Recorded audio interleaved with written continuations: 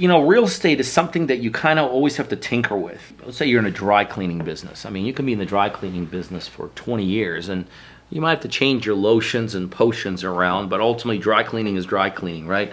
Real estate is not like that. I could honestly say the business I was in 5 years ago in real estate is very different than the business I'm in today. In a real estate, you constantly have to reinvent yourself. You have to see what's going on in the marketplace and be able to react to it. And so, if I think about my career, 20 years in this thing, I can honestly say I've been through multiple models, multiple strategies, tons of techniques. And I could tell you with sincere honesty, I really feel like at this point we have really, really zeroed in on how to build this business the right way.